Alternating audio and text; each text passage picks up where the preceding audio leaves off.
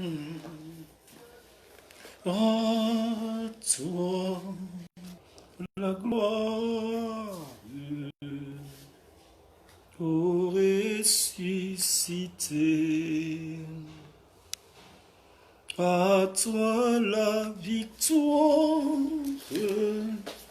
pour l'éternité. Brillant de lumière, l'ange est descendu. Il roule la pierre du tombeau vaincu. À toi la gloire, ô ressuscité. À toi la victoire pour l'éternité. Vois-le paraître, c'est lui, c'est Jésus, ton sauveur, ton maître. Oh, ne doute plus, sois dans l'allégresse, peuple du Seigneur, et redis sans cesse que Christ est vainqueur. À toi la gloire, ô ressuscité. À toi la victoire pour l'éternité.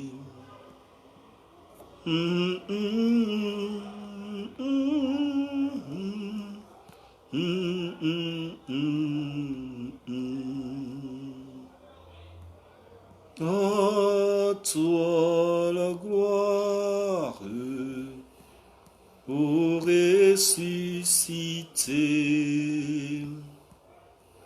À toi la victoire pour l'éternité.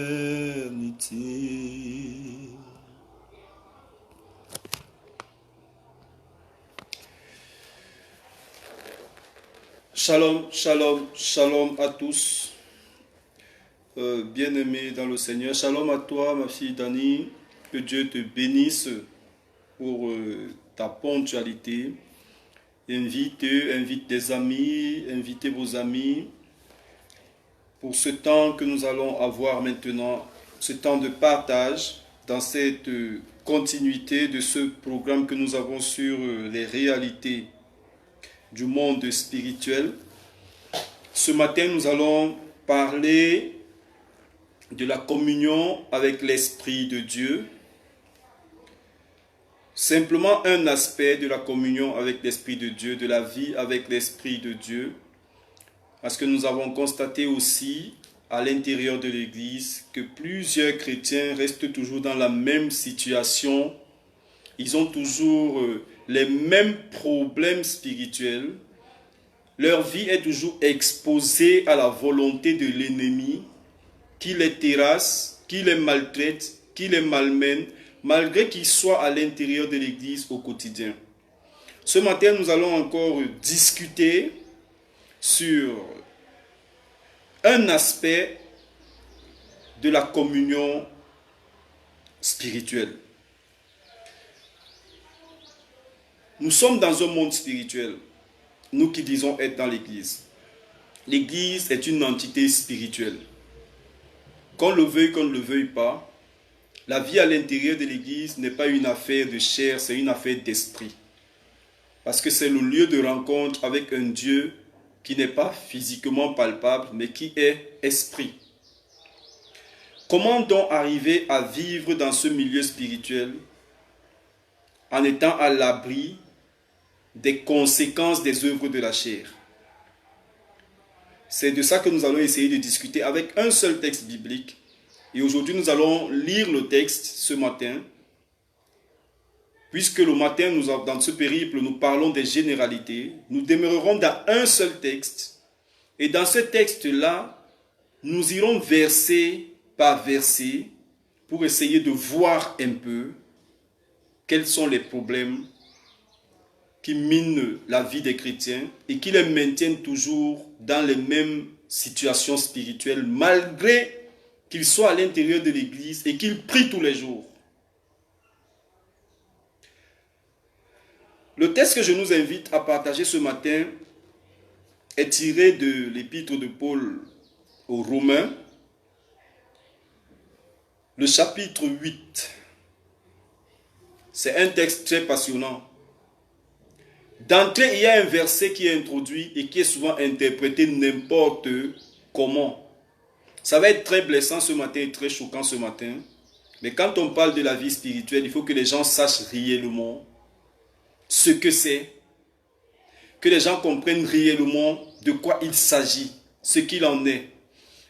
L'objectif dans ce parcours est de révolter votre mentalité et de la réveiller. Lorsqu'on parle de réveil spirituel, ça parle du réveil de l'esprit. Et aujourd'hui, nous constatons que beaucoup de chrétiens font partie des églises dites de réveil, mais sont endormis. Ils sont totalement endormis. Endormis dans quel sens? Sur le plan physique, ils donnent l'impression d'être éveillés parce qu'ils dansent, ils chantent Alléluia, ils montent, ils descendent partout. Mais lorsqu'on va faire une analyse de leur vie spirituelle, elle est attristante. Pour quelle raison? Parce qu'il y a un problème de communion avec l'Esprit de Dieu. Donc nous allons rentrer dans notre texte. Romains chapitre 8, à partir du verset 1. Je lirai jusqu'au verset 17. Il n'y a donc maintenant aucune condamnation pour ceux qui sont en Jésus-Christ. En effet, la loi de l'esprit de vie en Jésus-Christ t'a libéré de la loi du péché et de la mort. Car chose impossible à la loi, parce que la chair la rendait sans force. Dieu, en envoyant son propre Fils dans une condition semblable à la chair du péché, en rapport avec le péché, a condamné le péché dans la chair, pour que la justice requise par la loi soit accomplie en nous qui marchons, non selon la chair, mais selon l'esprit.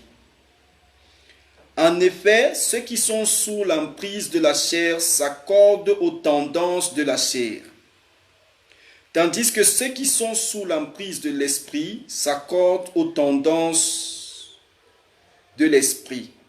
Or, la chair tend à la mort, l'esprit, lui, tend à la vie et à la paix. Car la chair tend à s'ériger en ennemi de Dieu, parce qu'elle ne se soumet pas à la loi de Dieu. Elle en est même incapable. Incapable. Ceux qui sont sous l'emprise de la chair ne peuvent plaire à Dieu. Quant à vous, vous n'êtes pas sous l'empire de la chair, mais sous celui de l'esprit, s'il est vrai que l'Esprit de Dieu habite en vous. Et si quelqu'un n'a pas l'Esprit du Christ, il ne lui appartient pas. Or, si le Christ est en vous, le corps, il est vrai, est mort à la justice. Et si l'Esprit de celui qui a réveillé Jésus d'entre les morts habite en vous, celui qui a réveillé le Christ d'entre les morts fera aussi vivre vos corps mortels par son esprit qui habite en vous. Ainsi donc, mes frères, nous sommes bien débiteurs, mais non pas envers la chair, pas pour vivre selon la chair. En effet, Si vous vivez selon la chair, vous allez mourir. Mais si par l'esprit vous faites mourir les agissements du corps, vous vivrez. Car tous ceux qui sont conduits par l'Esprit de Dieu sont fils de Dieu. En effet, vous n'avez pas reçu un esprit d'esclavage qui ramène à la crainte, mais vous avez reçu un esprit d'adoption filiale, par lequel nous crions Abba, c'est-à-dire Père. L'Esprit lui-même rend témoignage à notre esprit que nous sommes enfants de Dieu. Or, si nous sommes enfants, nous sommes aussi héritiers, héritiers de Dieu et co-héritiers du Christ. S'il est vrai que nous souffrons avec lui pour être aussi glorifiés avec lui. Voici notre texte au complet ce matin. Parce que d'habitude, nous entendons à l'église, il n'y a plus de condamnation pour ceux qui sont en Christ. Point. Et tout le monde se dit qu'il est en Christ, donc il n'est plus condamné. Mais le malheur est que la vie spirituelle laisse toujours à désirer. L'on est toujours faible spirituellement et dépendant totalement des autres. Le malheur, c'est que il n'y a plus de condamnation pour ceux qui sont en Christ, mais les chrétiens restent toujours condamnés par les maladies, condamnés par la pauvreté, condamnés par toute forme de malheur. Pourtant, il n'y a plus de condamnation pour ceux qui sont en Christ. Mais il y a quelque chose. On dit en effet, la loi de l'esprit de vie en Christ Jésus t'a libéré de la loi du péché et de la mort. La loi de l'esprit de vie t'a libéré. Donc ça implique une chose. La loi de l'esprit de vie doit être la loi qui règne sur toi. Il faudrait que la loi qui règne sur toi ne soit plus la loi de la mort et du péché, mais la loi de l'esprit de vie. Quelle est donc cette loi de l'esprit de vie? Qui est cet esprit? Parce que d'habitude, on nous dit, il n'y a plus de condamnation pour ceux qui sont en Christ. Et tout le monde crie Amen. Mais ce Amen-là est-il valable pour tous? Parce que le texte est clair par la suite. La loi de l'esprit de vie en Jésus-Christ t'a libéré. Mais à certaines conditions que nous allons évoquer plus bas, qui ont été lues dans le texte. Pour que tu sois libre, il y a des conditions à remplir. Avec Dieu, il y a toujours une condition à remplir. Comme dans tout royaume, dans toute famille, dans tout village, dans toute association, dans toute communauté, pour être à l'aise dans le milieu social, il faut respecter les règles qui sont établies. Si tu es en dehors des règles établies, tu seras considéré comme un hors-la-loi. Et un hors-la-loi est la plupart du temps recherché par ceux qui rétablissent la loi. Ou alors, il est emprisonné. Et plusieurs d'entre nous sont des hors-la-loi dans l'Église. Parce qu'ils vivent dans l'Église avec des règles qui ne sont pas celles de Dieu. Avec des principes qui ne sont pas ceux de Dieu. Mais ils sont là à l'intérieur de l'Église. Ce sont des hors-la-loi. Et un hors-la-loi est victime de ses exactions. Qu'il le veuille, qu'il ne le veuille pas, il sera victime de son attitude, victime de son comportement, victime de ses agissements, victime de ses œuvres. Comment donc ne pas être un hors-la-loi? La Bible nous dit, Dieu en envoyant son propre Fils dans une condition semblable à la chair, du péché en rapport avec le péché a condamné le péché dans la chair pour que la justice requise par la loi soit accomplie en lui, en nous qui marchons, non selon la chair, mais selon l'esprit. La justice soit accomplie en Christ. Shalom mon frère à toi. La justice soit accomplie en Christ pour nous qui marchons non selon la chair. Donc nous comprenons ici que la justice ne peut pas être accomplie en Christ pour quelqu'un qui continue à marcher selon la chair. Tant que ce sont les œuvres de la chair qui influencent ta vie, il est impossible que la justice que Christ est venu accomplir à la croix puisse avoir de l'effet sur ta vie. Il est impossible que tu sois affranchi de la condamnation dans laquelle tu es. Parce qu'en fait, tu n'es pas soumis à la loi de l'esprit de vie. Tu restes soumis à la loi du péché et à celle de la mort. Et plusieurs chrétiens, aujourd'hui dans l'église, sont dans cette situation-là. Plusieurs chrétiens aujourd'hui dans l'église ne sont pas encore affranchis de la loi du péché et celle de la mort. Le texte nous dit que la justice est accomplie pour ceux qui sont en train de marcher selon l'esprit. Quelle est la marche selon l'esprit? Nous allons y arriver. Mais en attendant, on va continuer notre lecture. En effet, ceux qui sont sous l'emprise de la chair s'accordent aux tendances de la chair. Donc lorsque tu restes encore attaché aux choses du monde, en fait, tu n'es pas encore sous l'emprise de l'esprit, mais sous l'emprise de la chair. Tu demeures encore sous l'emprise de la chair. C'est pourquoi nous allons trouver des chrétiens qui n'aiment pas qu'on fasse des critiques sur leur façon d'être. Ils sont à l'église mal habillés comme ils veulent. Il y a des gens qui viennent encore avec des tenues de Rihanna pendant les cultes. Il y a des filles qui arrivent à l'église en mini-jupe. Tout le corps est dehors. Parce que la loi de l'esprit n'a pas encore pris le pas sur leur vie. Il y a des gens qui viennent à l'église en tenue sexy. Qui sont à l'église, qui sont irréprochables. Il y a des gens qui sont à l'église dans tous les commérages.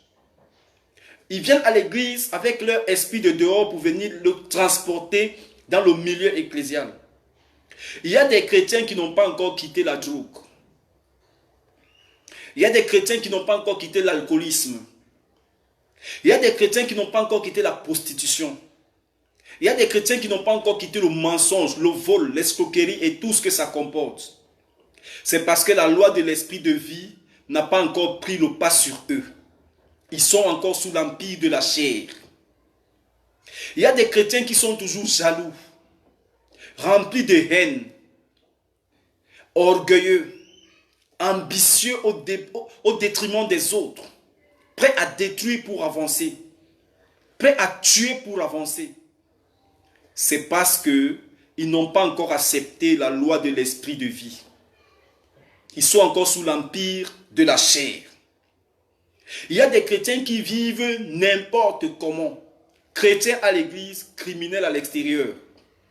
Chrétiens à l'église, plus que païens en dehors de l'église. C'est parce que la loi de la chair continue à avoir de l'autorité sur votre vie.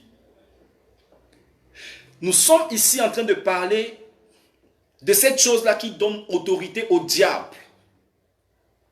C'est à cause de cela aussi que le diable continue à avoir de l'influence sur votre vie. Il continue à vous terrasser, à vous malmener, parce que vous n'avez pas encore accepté de vous séparer de ce qui lui appartient. Alléluia! Alléluia!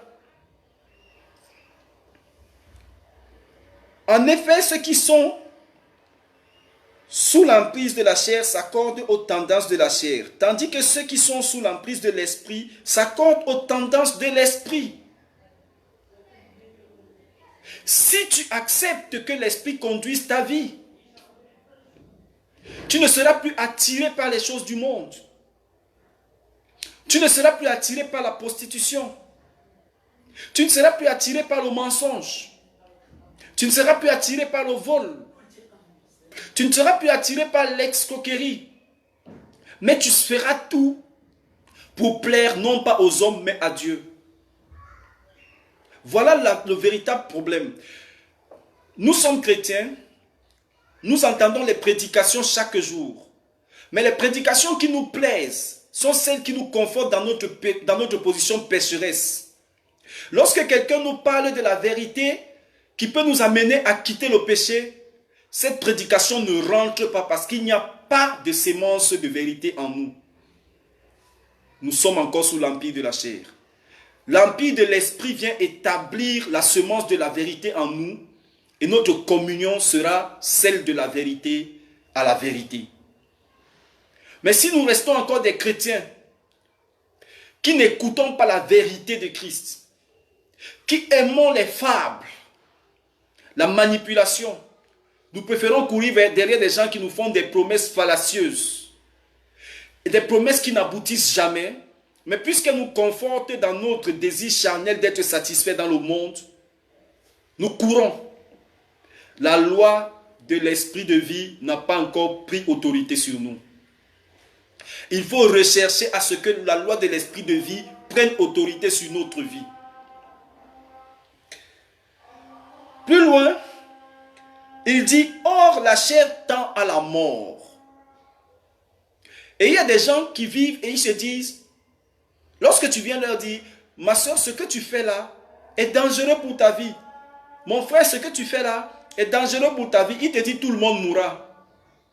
Il y a des gens qui arrivent à nous dire même que c'est après la mort qu'on verra qui était avec Jésus. Il faut me laisser vivre ma vie. Tu ne peux pas être chrétien. Dieu a établi des autorités dans l'église pour que tu ne vives plus ta vie comme tu la vivais. Mais si tu as en face de toi des autorités qui t'encouragent toujours à vivre ta vie comme tu la vivais, il faut se poser des questions sur la nature de ces autorités-là. Sont-elles de Dieu ou non? Parce qu'une autorité chrétienne qui vient de Dieu va aider les gens à chercher à vivre selon le modèle de Christ. À chercher à vivre selon les voies du Seigneur. Bien-aimés dans le Seigneur, recherchons dans notre vie la volonté de Dieu. Nous sommes en train de parcourir notre texte. Or, la chair tend à la mort, l'esprit, lui, tend à la vie et à la paix. Mais un homme qui vit et qui est toujours tourmenté, un homme qui vit, qui n'est jamais en paix, comment peut-il penser qu'il est soumis à l'esprit de vie? Parce que l'esprit de vie nous apporte quoi? La vie et la paix. La vie et la paix. Mais lorsque nous sommes toujours tourmentés, nous sommes toujours malmenés, nous sommes toujours maltraités, toujours sous le poids des mêmes problèmes tous les jours, ceci voudrait signifier que nous n'avons pas accepté la loi de l'esprit de vie. La loi de la mort est toujours en train de régner sur nous. Nous ne voyons pas Christ, mais nous sommes à l'église chaque jour. Shalom papa, merci pour la bénédiction. Nous ne voyons pas Christ. Nous vivons toujours comme nous vivions avant que nous ne devenions chrétiens.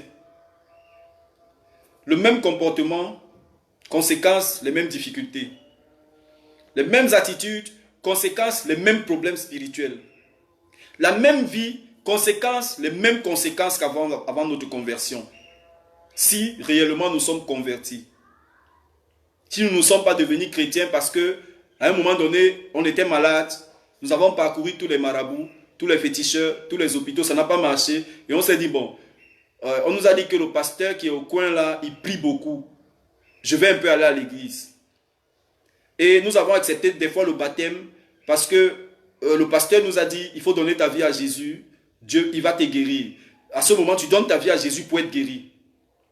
Et tu es à l'église parce que tu cherches la guérison. Mais on ne vient pas à l'église pour chercher le miracle, nous venons à l'église pour chercher à apprendre à vivre selon l'Esprit de Dieu. Et c'est lorsque tu commences à vivre selon l'Esprit de Dieu que les maladies s'enfuient, que les problèmes s'enfuient, les malheurs disparaissent. Et tout ce que tu endures disparaît du jour au lendemain sans que tu n'aies fourni aucun effort, simplement parce que tu as accepté que la loi de l'Esprit de vie s'asseye sur toi.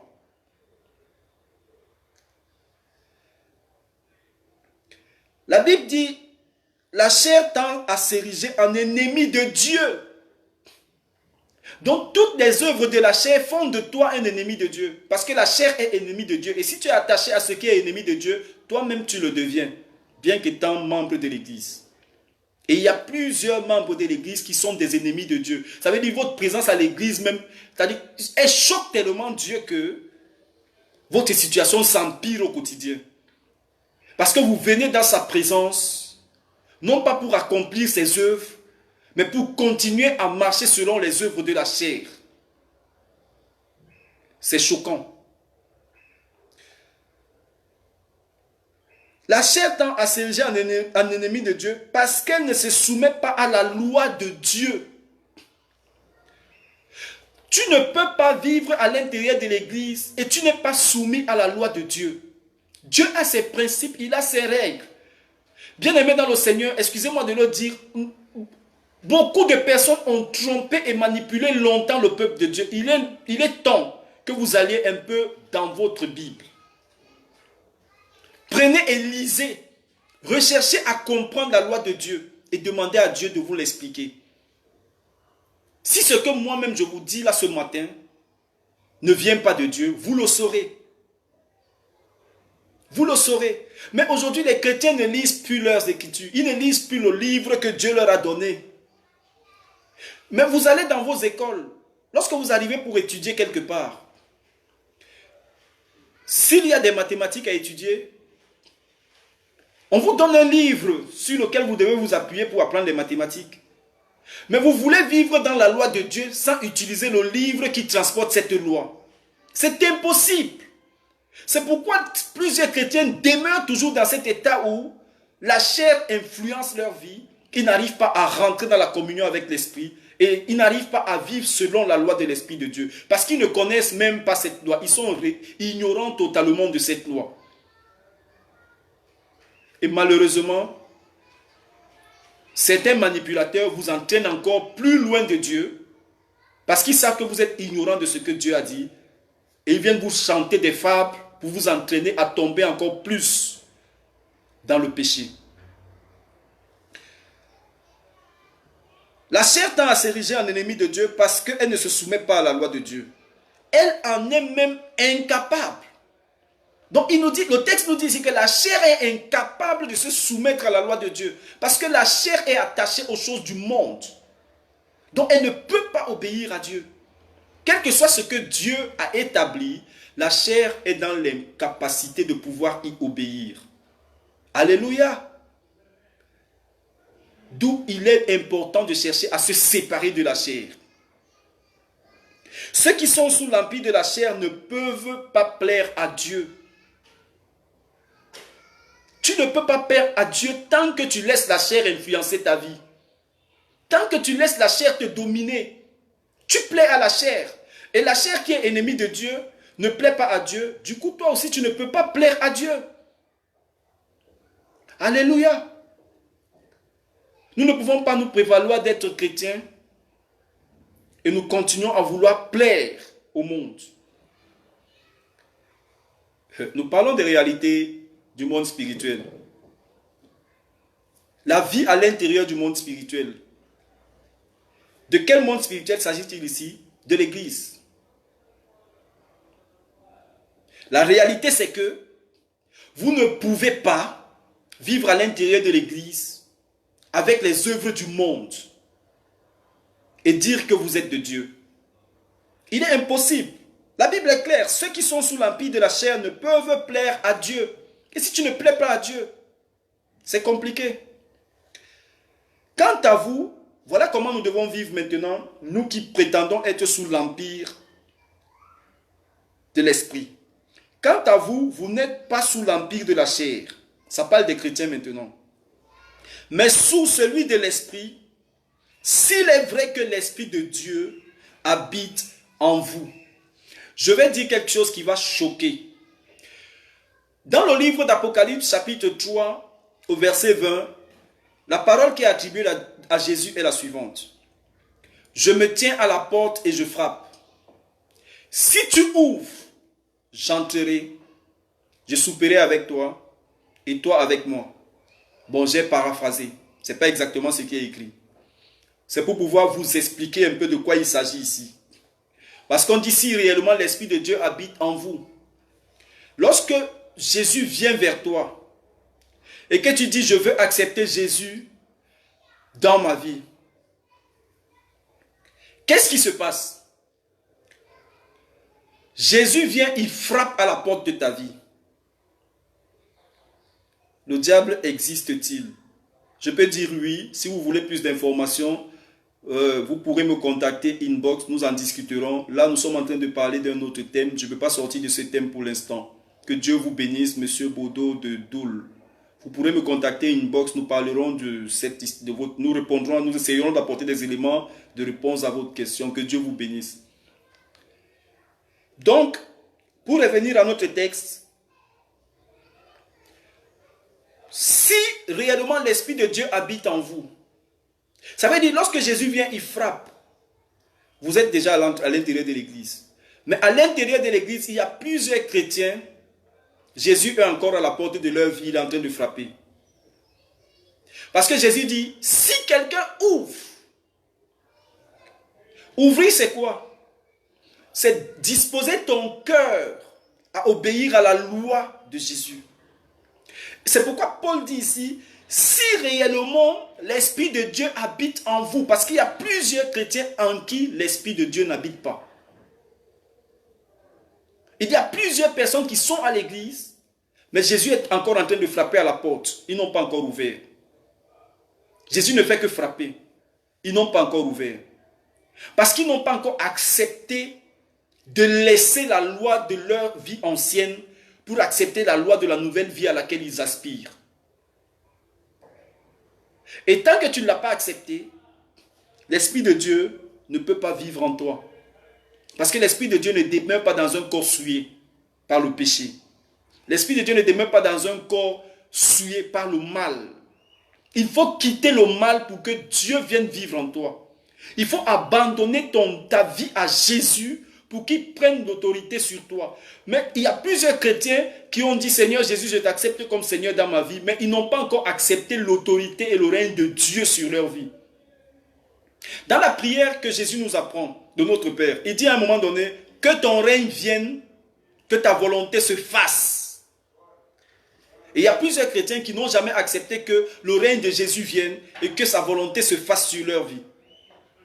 Donc du coup, l'Esprit de Dieu n'est pas en eux. Ils sont encore sous l'empire de la chair. C'est pourquoi Paul dit, vous n'êtes plus sous l'empire de la chair, mais sous celui de l'Esprit, s'il est vrai que l'Esprit de Dieu habite en vous. Si je veux transformer cette charge, si l'Esprit de Dieu habite en vous, alors à ce moment-là, vous n'êtes plus sous l'empire de la chair, mais celui de l'Esprit. Vous comprenez un peu? Si on essaie de renverser la phrase. Si l'Esprit de Dieu habite en vous, alors à ce moment-là, vous n'êtes plus sous l'empire de la chair, mais sous l'empire de l'Esprit qui habite en vous.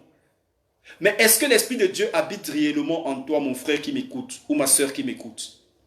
Est-ce que tu t'es assis à un moment donné pour faire une introspection, une analyse de ta vie et te poser la question, est-ce que l'Esprit de Dieu là même qu'on dit là habite en moi? Parce que les choses que je fais, aïe, ça là, Dieu ne peut pas permettre que je le fasse, mais je le fais. À un moment donné, tu dois toi-même poser des questions sur ta propre personne. Tu dois t'interroger sur toi-même. Le véritable problème des chrétiens aujourd'hui, c'est que tout le monde pense qu'il est saint au point où il ne s'interroge plus sur sa vie. Il y a des chrétiens qui ne prient même plus genoux au sol en demandant pardon à Dieu. Pour eux, c'est bon. Il y a des gens à qui on a enseigné que comme tu as donné ta vie à Jésus, tes péchés sont pardonnés. Donc les bêtises que tu fais là, Dieu a déjà pardonné avant que tu ne les fasses. C'est un mensonge très grand. Et tout ça, c'est pourquoi? C'est parce que la personne même qui t'enseigne comme ça vit une vie d'impureté et veut justifier ses fautes devant toi pour que tu ne puisses pas te rendre compte qu'il te manipule et qu'il te trompe. Que Dieu nous aide. Si quelqu'un n'a pas l'esprit du Christ, il ne lui appartient pas. Donc, voilà comment Dieu vient de scinder l'église en deux. Il dit, celui qui n'a pas l'esprit de Christ ne lui appartient pas. Ça veut simplement dire que, à l'intérieur de l'église, il y a encore plein de chrétiens qui n'appartiennent pas au Christ. Ce sont des chrétiens qui appartiennent à leur assemblée et à leur pasteur. Mais ils n'appartiennent pas au Christ. Parce que l'esprit du Christ n'est pas en eux. L'esprit de Dieu n'est pas en eux. C'est pourquoi du coup, ils sont attachés au pasteur, ils ne sont pas attachés à Dieu. C'est pourquoi du coup, ils sont attachés à leur église, mais ils ne sont pas attachés à Dieu. C'est pourquoi du coup, ils peuvent être membres d'une église et insulter l'église voisine, insulter le pasteur d'à côté, mépriser les hommes de Dieu qui ne sont pas leurs pasteurs parce qu'en fait, ils ne sont pas attachés à Dieu, ils sont attachés à leur église. Un chrétien qui méprise les hommes de Dieu, un chrétien qui insulte les hommes de Dieu, n'est pas soumis au Christ, il est soumis à l'église à laquelle il appartient. Il y a des chrétiens qui sont là aujourd'hui, qui vivent dans leurs assemblées et qui insultent les autres assemblées, qui critiquent les autres pasteurs. Et même à l'intérieur de l'assemblée, des fois, il y a des chrétiens qui sont soumis au pasteur qui les a fait venir. S'il y a même des collaborateurs à l'intérieur de l'église, ils les méprisent. C'est parce qu'ils ne sont pas soumis à la loi de l'esprit de vie. Ils sont encore soumis à la loi de la chair. C'est des chrétiens typiquement charnels. C'est des chrétiens qui n'obéissent pas à l'esprit de Dieu. Shalom mon vieux père. Aïe, c'est fort ce matin. C'est des chrétiens qui n'obéissent pas à l'esprit de Dieu. C'est des chrétiens qui obéissent encore à leur vie. Et je vais choquer quelqu'un en disant une chose ce matin. Un chrétien qui vit ainsi, c'est un hypocrite. Parce qu'en fait, il fait semblant de respecter son pasteur parce que son pasteur prie pour lui. Toi qui ne pries pas pour lui, tu n'as aucune valeur devant lui. Donc c'est un hypocrite. C'est un menteur. C'est un trompeur.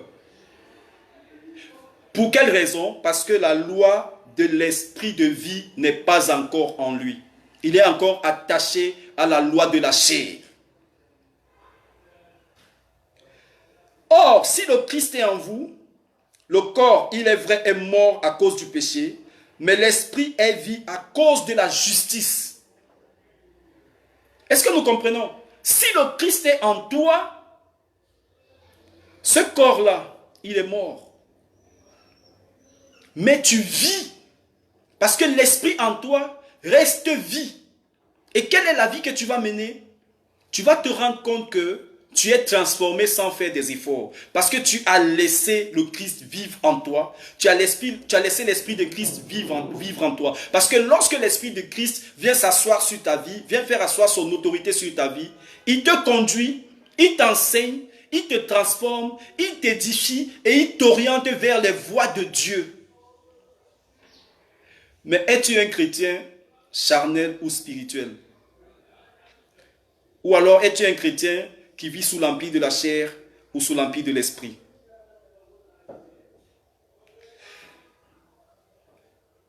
Si l'esprit de celui qui a réveillé Jésus d'entre les morts habite en vous, celui qui a réveillé le Christ d'entre les morts fera aussi vivre vos corps mortels par son esprit qui habite en vous.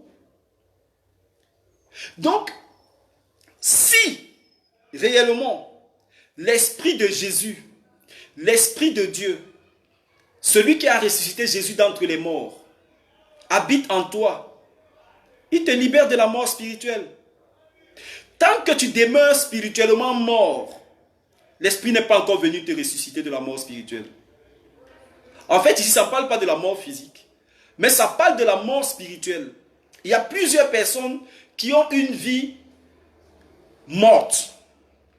Il y a des gens qui sont toujours là. Quelqu'un qui est mort spirituellement, c'est lui qui est chrétien et il est toujours malade. La même maladie qu'il avait, les mêmes œuvres que la sorcellerie avait sur sa vie sont toujours là. Chaque jour, il passe à la délivrance, il revient le lendemain, les mêmes esprits sont là, les mêmes démons sont là. C'est parce que tu n'es pas encore spirituellement vivant. Tu es mort. Parce que tu n'as pas encore abandonné la chair. Et c'est à cause des œuvres de la chair que la sorcellerie avait de l'empire sur toi. C'est à cause des œuvres de la chair que les sorciers t'atteignaient. C'est à cause des œuvres de la chair que le diable atteignait ta vie. Mais aujourd'hui, en tant que chrétien, tu pries, tu parles en langue, mais tu es toujours attaqué par les mêmes démons, les mêmes esprits qui viennent encore habiter en toi. Chaque jour, on fait la même délivrance. Les esprits partent, on revient demain, c'est encore les mêmes esprits qu'on retrouve. Il y a une alliance que tu n'as pas encore brisée. Celle que tu as avec les œuvres de la chair, celle que tu as avec le monde. Il faut t'en détacher pour rechercher une nouvelle alliance en Christ Jésus, que Paul définit ici comme étant le fait que l'esprit de celui qui a réveillé Jésus dans les morts vient habiter en toi. Il faut que cette alliance naisse. Il faut que cette alliance existe pour que tu puisses être délivré de tes problèmes. Ton problème, ce n'est pas le pasteur qui prie pour toi.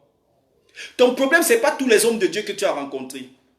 Le véritable problème que tu as pour ta délivrance, ce n'est pas que ceux qui ont prié pour que tu sois délivré sont inefficaces devant Dieu. C'est que toi-même, tu ne t'es pas détaché de ce qui te maintient dans la captivité. L'alliance n'a pas été brisée. Tu sais que c'est le péché sexuel, par exemple, qui ouvre les portes à un esprit dans ta vie. Tu viens à l'église, le pasteur finit de prier, il chasse l'esprit. Tu retournes dans le péché sexuel. L'esprit va revenir. Tu sais que c'est l'alcool qui te maintient dans une forme de captivité. Tu viens, le pasteur prie, il chasse l'esprit. Tu repars au quartier. Tu t'enivres plus qu'avant la délivrance. L'esprit va revenir. Donc ce n'est pas la faute du pasteur. Ce n'est pas la faute de l'église. Le problème, c'est toi. Parce que tu n'as pas accepté que l'esprit de Christ vive en toi. Tu n'es pas soumis à la loi de l'esprit. Tu es soumis à la loi de la chair. Et la loi de la chair conduira toujours à la mort. Tant que tu n'es pas mort, la chair ne te lâche pas. Donc il faut que tu meurs. Mourir ne veut pas dire que tu tombes, qu'on te mette dans un cercueil. Mais il faut que ta vie passée, tu t'en sépares.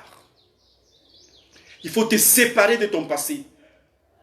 Il faut tuer les œuvres de la chair dans ta vie pour que l'Esprit de Dieu vienne s'installer et te sauver. Ainsi donc, mes frères, nous sommes bien débiteurs, mais non pas envers la chair, pour vivre selon la chair. En effet, si vous vivez selon la chair, vous allez mourir. Effectivement, si vous vivez selon la chair, vous allez mourir. Vous allez mourir spirituellement et finalement, vous allez aussi mourir physiquement. Paul dit, nous ne sommes pas débiteurs de la chair. Ça veut dire que nous sommes débiteurs de celui qui est mort pour nous. C'est une avance qu'il nous a faite. Donc nous lui devons notre vie parce qu'il a donné la sienne pour nous. Nous lui devons notre vie parce que lui, il a précédemment livré sa vie pour que nous, nous ayons la vie. Donc c'est à lui que nous devons tout. Qu'est-ce qu'il demande de faire pour accéder à cette nouveauté de vie? Quels sont les conseils qu'il a donnés? Quelles sont les consignes qu'il a laissées pour que nous puissions accéder à cette nouveauté de vie? C'est à ça que nous devons aspirer. C'est ce que nous devons rechercher. Mais sommes-nous en train de le rechercher ou sommes-nous en train de rejeter Jésus? Nous acceptons Jésus pour les miracles, mais nous le rejetons pour le changement de vie. Nous acceptons Jésus pour les mariages, nous le rejetons pour le divorce avec le péché. Nous acceptons Jésus pour, je ne sais pas quoi, pour qu'il nous trouve du travail, mais nous le rejetons lorsqu'il nous demande seulement de venir payer la dîme à l'église ou donner les offrandes à l'église. Nous sommes incapables de le faire. Nous avons rejeté Jésus. Tu viens rencontrer le pasteur et prie pour toi. Je ne sais pas pourquoi je parle de ça, mais si ça peut aider une personne.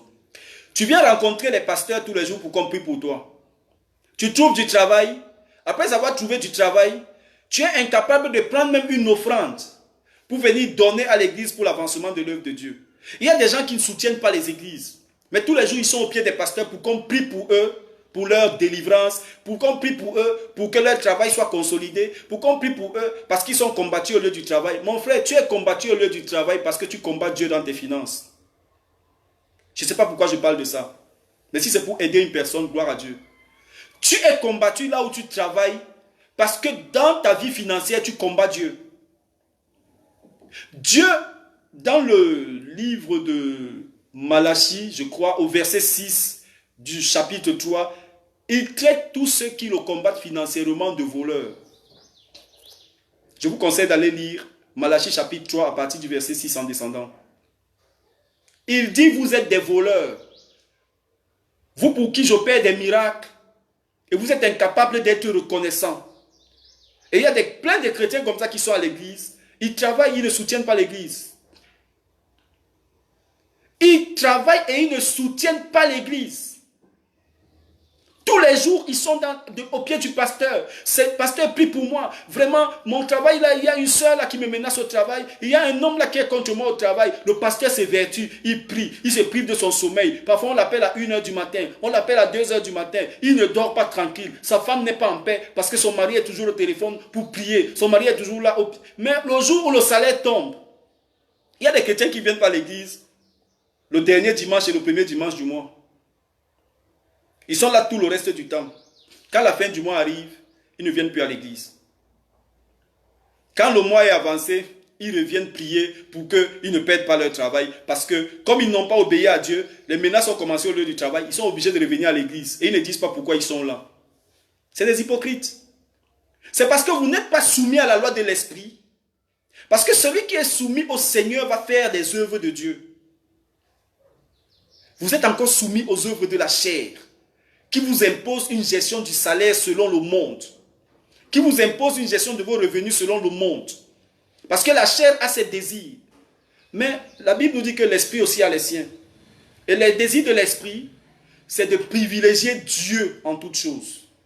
Mais nous n'arrivons pas à privilégier Dieu dans notre vie, parce qu'en fait, nous sommes soumis à la loi de la chair. C'était une parenthèse, je ne sais pas pourquoi ça a été introduit, mais que ça aide la personne que ça va aider, et que Dieu soit glorifié. En effet, si vous vivez selon la chair, vous allez mourir. Mais si par l'esprit vous faites mourir les agissements du corps, vous vivrez. Car tous ceux qui sont conduits par l'Esprit de Dieu sont fils de Dieu. Nous disons tous que nous sommes fils, enfants de Dieu. Mais il vient de donner une condition. C'est ceux qui acceptent de se laisser conduire par l'Esprit de Dieu qui peuvent se prévaloir d'être appelés fils de Dieu. Alléluia. Tu ne peux pas dire que tu es fils de Dieu et tu n'es pas conduit par l'Esprit de Dieu. C'est comme tu es dans une maison avec ton père. Tu peux être le fils naturel de ton père, mais dans ton esprit, tu n'es plus son fils parce que tu ne respectes pas les règles de la maison. Il y a des parents extrémistes qui sont allés jusqu'à déshériter certains enfants qui leur désobéissaient. Ils les ont déshérités parce que ces enfants-là n'étaient pas dignes de l'héritage. Et c'est de même que plusieurs chrétiens ne sont pas dignes de l'héritage des saints. Ils ne sont pas dignes de l'héritage que Dieu nous offre. C'est pourquoi ils prient, ils ne voient pas de miracle. Ils prient, ils ne voient rien. Parce qu'ils ne se sont pas rendus dignes de l'héritage que Dieu offre à ceux qui sont devenus ses fils. Donc il faut que tu te laisses conduire par l'Esprit de Dieu. Il faut que tu te laisses conduire par Dieu pour être cohéritier avec Christ. Nous allons arriver là. En effet, vous n'avez pas reçu un esprit d'esclavage qui ramène à la crainte, mais vous avez reçu un esprit d'adoption. Donc l'Esprit de Dieu n'est pas là pour susciter la peur dans nos vies. L'Esprit de Dieu est là pour nous libérer. Lorsque tu reçois l'Esprit de Dieu, en fait, c'est la liberté que tu reçois. La liberté de l'empire du mal, la liberté de l'empire du péché, la liberté de l'empire des œuvres de la chair, la liberté de la prostitution, la liberté de la drogue, la liberté de la cigarette, la liberté de l'alcoolisme, la liberté de l'impudicité. Toute cette liberté-là t'est offerte parce que tu viens de recevoir un esprit nouveau qui te conduit vers des choses nouvelles. Alléluia. Et c'est cet esprit-là qui va te pousser à appeler Dieu Père. Jésus dit, notre Père qui est aux cieux. Nous récitons tous cette prière, mais est-ce que notre Père-là est réellement notre Père? Pour que ce Père-là devienne ton Père, il faut que tu acceptes de te laisser conduire par son esprit pour que tu deviennes quoi? Son fils. Et à ce moment, tu es adopté. Tu deviens un fils adoptif de Dieu. Parce qu'à la base, Dieu ne viole pas les règles. Dieu ne vient pas te déconnecter de ta famille. Tu es l'enfant de ton père. Si tu t'appelais Alexandre Épée, comme je m'appelle Alexandre Épée, fils de Mbimbe, je restais le fils de Mbimbe par la nature, mais par adoption, je deviens fils de Dieu. Donc Dieu ne m'a pas séparé de ma famille. Mais Dieu m'a offert une place dans son royaume. Et c'est ça aujourd'hui, je ne sais pas pourquoi je parle de ça. Il y a aussi plusieurs chrétiens qui disent vivre selon l'Esprit de Dieu, mais qui sont en conflit avec toute leur famille parce qu'eux, ils sont devenus chrétiens. Comment ta famille connaîtra-t-elle Dieu si toi tu l'as rejeté? En fait, si tu rejettes ta famille, tu as rejeté Dieu. Parce que Dieu n'a pas été fou de te faire naître dans cette famille. Il a permis que tu sois là, que tu le serves pour que ceux-là aussi soient sauvés. L'Esprit lui-même rend témoignage à notre esprit que nous sommes enfants de Dieu. L'Esprit lui-même rend témoignage à notre esprit que nous sommes enfants de Dieu. Est-ce qu'il y a des moments où tu es en train de prier et qu'à un moment donné, tu entends de Dieu te dire, tu es mon fils? Est-ce qu'il y a des moments où tu es dans des inquiétudes et que tu entends de la voix de Dieu te dire, ne t'inquiète pas, je suis avec toi? Il y a des gens à qui Dieu ne parle jamais. Mais ils doivent se poser des questions. Il y a des gens qui n'entendent jamais une voix les rassurer de la présence de Dieu auprès d'eux. Ils doivent se poser des questions. Il y a des gens qui prient, ils n'ont jamais de réponse. C'est parce qu'il n'y a pas de communion. Tu n'es pas adopté. Tu n'as pas encore obtenu l'acte d'adoption. Parce que c'est l'Esprit de Dieu qui vient vivre en toi, qui te donne l'acte d'adoption du Père. Donc il y a plusieurs chrétiens qui sont à l'église, qui dépendent des prophéties des autres. Dieu ne leur parle jamais. Ils attendent toujours qu'on prophétise sur eux. Et même quand on prophétise sur eux, la prophétie ne s'accomplit jamais. Mais même l'accomplissement de la prophétie a des principes. Ça a des principes. Un prophète n'est pas faux parce qu'il a déclaré une parole dans ta vie qui ne s'est pas accomplie.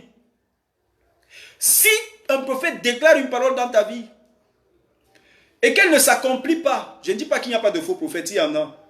Je vais être précis là-dessus.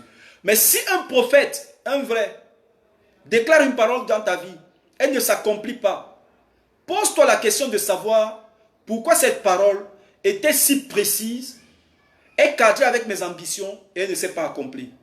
C'est parce que l'Esprit de Dieu ne te conduit pas. Et l'Esprit qui est en toi, c'est l'esprit de la chair qui n'accepte pas les choses de Dieu et qui du coup va te faire adopter un comportement qui est contraire à celui qui pourrait conduire à l'accomplissement de la prophétie. Donc ta vie ne peut pas dépendre de Dieu tant que tu n'as pas accepté que tu sois adopté. Or, si nous sommes enfants, nous sommes aussi héritiers. La bonne nouvelle, c'est ça. Lorsque tu acceptes de vivre selon l'esprit, tu deviens héritier. Tu deviens co-héritier avec Christ. Si et seulement si tu acceptes de souffrir avec lui. Tu acceptes d'être rejeté par le monde. Tu acceptes d'être rejeté par ceux-là qui n'obéissent pas au Seigneur. Tu acceptes d'être critiqué, insulté parce que tu as donné ta vie au Seigneur. Mais il y a des gens qui préfèrent plaire au monde et ne pas plaire à Dieu. Il y a des gens qui n'acceptent pas d'être rejetés. Ils font tout pour être en harmonie avec les hommes du monde. Donc du coup, ils sont incapables de dire la vérité, de marcher dans la vérité. Ils vivent, c'est des chrétiens corrompus, des serviteurs de Dieu corrompus, parce qu'en fait, ils préfèrent l'approbation des hommes à celle de Dieu. Donc du coup, l'héritage leur est interdit. Parce que pour être co-héritier avec Christ, il faut accepter de souffrir comme Christ a souffert dans le monde. On l'a rejeté, on l'a flagellé, on l'a malmené, on l'a cloué à la croix, il est mort, il a été enseveli, mais il est ressuscité parce qu'il avait accepté d'obéir aux lois de l'Esprit. Et l'Esprit de Dieu est venu le ressusciter comme nous l'avons lu plus haut. L'Esprit est venu le ressusciter d'entre les morts. Donc pour que cet Esprit vienne te ressusciter de ta mort dans laquelle tu te trouves en ce moment, il faut que tu acceptes de souffrir avec Christ. Que tu acceptes d'être rejeté par les autres pour que Jésus t'accueille. Bien-aimé, tu ne peux pas vivre avec deux lois sur ta vie. Tu ne peux pas en même temps vouloir vivre avec la loi de l'esprit et la loi de la chair. Tu seras obligé de faire un choix. Et la vie spirituelle ne marche pas avec la loi de la chair. Il faut accepter d'être transformé par Jésus. Il faut accepter d'être transformé par l'Esprit de Dieu. Il faut accepter que l'Esprit de Dieu t'amène à te séparer des choses qui n'honorent pas le Seigneur. Il faut accepter que l'Esprit de Dieu t'amène à t'éloigner de ce qui n'honore pas Dieu. Il faut l'accepter. Dieu parfois va te demander certains sacrifices qui vont te faire très mal au cœur. Mais c'est pour ton intérêt et pour ton bien. Tant que tu n'obéis pas aux principes que Dieu établit, il t'est difficile de pouvoir atteindre certains objectifs avec le Seigneur. Il t'est difficile d'atteindre un certain niveau, arriver à un certain niveau dans ta vie avec le Seigneur.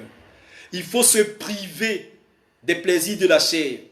Il faut décider de ne plus obéir à ce que notre chair nous impose, mais de faire l'effort de chercher à obéir et à comprendre les principes de la vie avec l'esprit. C'est alors là que le verset 1 prend toute sa valeur dans notre vie. Il n'y a plus de condamnation pour ceux qui sont en Christ. En effet, la loi de l'esprit de vie les a affranchis de la loi du péché et de la mort. C'est de cette façon-là que vous pouvez être affranchis. C'est de cette façon-là que vous pouvez sortir de la condamnation. Tant que vous n'avez pas accepté la loi de l'esprit, vous resterez et vous demeurerez condamné. Un chrétien qui est toujours là, possédé par des démons, possédé par des mauvais esprits, n'a pas encore accepté que le bon esprit vienne régner sur sa vie. Un chrétien qui est à l'église tous les jours, mais il a toujours besoin de délivrance, n'a pas encore accepté la transformation qui vient de Dieu. Un chrétien qui est toujours à l'église et la sorcellerie arrive à l'atteindre, n'a pas encore accepté la loi de l'esprit, parce que la loi de l'esprit nous a franchis de la loi de la mort. Un chrétien qui est à l'église, qui cherche certaines choses et ne les trouve pas, soit il n'écoute pas la volonté de Dieu, soit il est encore soumis à la loi de la chair. Alléluia. Donc nous devons tout faire pour ne plus être condamnés. Parce qu'il n'y a plus de condamnation pour ceux qui sont en Christ. Il n'y en a plus. Il faut donc être en Christ pour être libre. Il ne faut pas être membre de l'Église, mais il faut être en Christ. Je voudrais le dire autrement, il ne faut pas seulement être membre de l'Église, parce que si je dis il ne faut pas être membre de l'Église, ça pourrait laisser penser que je demande aux gens de quitter l'Église. Non, il ne faut pas seulement être membre de l'Église, mais il faut être en Christ. En étant membre de l'Église, bien sûr. Mais il faut être en Christ. Il faut faire partie de l'armée de Christ. Il faut faire partie du corps du Christ. Il faut faire partie de ceux-là qui vivent selon l'Esprit de Dieu. Ce n'est pas le fait d'être chantre, d'être pasteur, d'être modérateur, d'être je ne sais pas quoi, protocole à l'église qui signifie que tu fais partie du corps du Christ. Tu peux être membre d'une assemblée, mais tu es toujours sous la loi du péché et de la mort. Il faut quitter cette loi-là pour qu'en plus du fait que tu sois en train de servir dans une église, tu deviennes officiellement co-héritier avec Christ, membre du corps du Christ, héritier du royaume et fils de Dieu. Que Dieu nous bénisse ce matin. J'invite ceux qui sont arrivés à la fin de pouvoir reprendre la vidéo au début pour comprendre de quoi nous étions en train de parler. Ce matin, nous étions en train de parler de ce qui donne encore accès au diable dans nos vies. Et nous sommes appuyés sur le texte de Romains chapitre 8 qui nous parle de la vie avec l'Esprit de Dieu et selon l'Esprit de Dieu. Que Dieu vous bénisse. Shalom à tous. Nous nous retrouvons ce soir pour dénoncer encore un esprit qui fatigue les chrétiens. Nous resterons dans notre parcours sur les réalités du monde spirituel. Le matin, nous parlerons des généralités de cette réalité. Et le soir, nous attaquons un esprit en particulier. Que Dieu vous bénisse. Shalom à tous. Bonjour à toi, Christian. Bonjour. À tout à l'heure, nous pouvons nous retrouver en ligne. Que Dieu te bénisse, mon fils. I love you. Lui, c'est mon fils, hein? C'est pas fils spirituel.